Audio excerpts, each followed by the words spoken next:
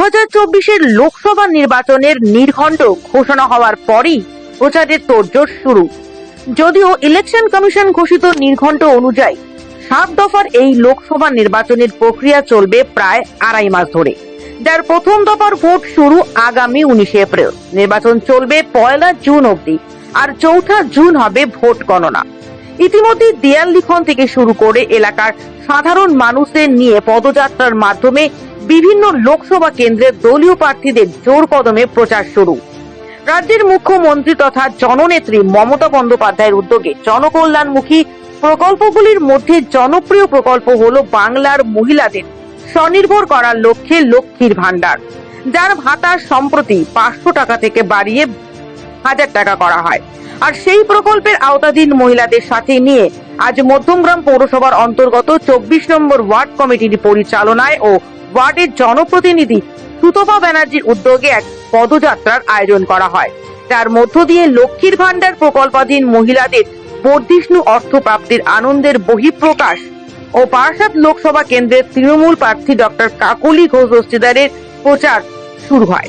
এদিন প্রচারের মিছিলে সামিল হন মধ্যমগ্রাম সহ তৃণমূল কংগ্রেসের সাধারণ সম্পাদক গৌতম ব্যানার্জি সহ দলের কর্মী সমর্থক ও ওয়ার্ডের মহিলা বাহিনী। এছাড়াও এদিনের পদযাত্রায় পা মেলান এলাকার অগুনতি মানুষ। প্রচারের স্বার্থে নানান ফ্লেক্স, ব্যানার ও সর্বোপরি এলাকার মেয়েদের লক্ষ্মী রূপে সাজিয়ে ঢাক ঢোল বাদ্যি সহযোগে পুরো ওয়ার্ড জুড়ে চলে প্রথম দিনের প্রচার পর্ব। এদিনের মূল কর্মসূচি নিয়ে কি বললেন 24 নম্বর ওয়ার্ডের পৌরমাতা সুতপা ব্যানার্জি, আসুন দেখাই আপনাদের। মধ্যমগ্রাম থেকে ইন্দ্রাণী সেনগুপ্তের প্রতিবেদন, দাবদাহ লাইভ। কেন বললেন, কি উদ্দেশ্য বলবেন? আমাদের জননেত্রী মাননীয়া মমতা বন্দ্যোপাধ্যায় বর্তমানে যে লক্ষ্মীর ভান্ডারের 500 টাকা বৃদ্ধি করেছেন, সেই বর্ধিষ্ণু টাকার যে আনন্দ মহিলাদের মধ্যে, সেই আনন্দেরই বহিঃপ্রকাশ আমাদের এই 24 নম্বর ওয়ার্ড থেকে আমরা এই মিছিল দিয়ে শুরু করলাম।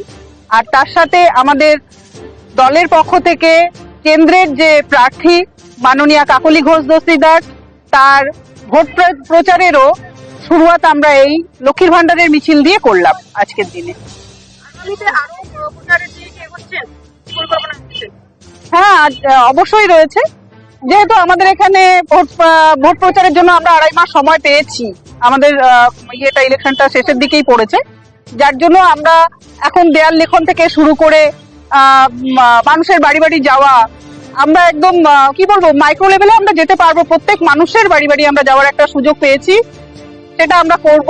মিটিং মিছিল তো সবসময় আমাদের থাকবেই, কিন্তু জনগণের সাথে যে অ্যাটাচমেন্ট প্রত্যেকের বাড়ি বাড়ি গেলে পরে হয়, সেটা করার আমরা সুযোগ পেয়েছি এবং আমরা সেটা সম্পূর্ণভাবে সদ্ব্যবহার করতে চাই। প্রতিনিধি হিসেবে আপনি জনপ্রিয় এবং এই 24 নম্বর ওয়ার্ডে আপনি কাজ করছেন, কি মনে হচ্ছে আগামী লোকসভা ভোটে আপনাদের দল বা বিরোধী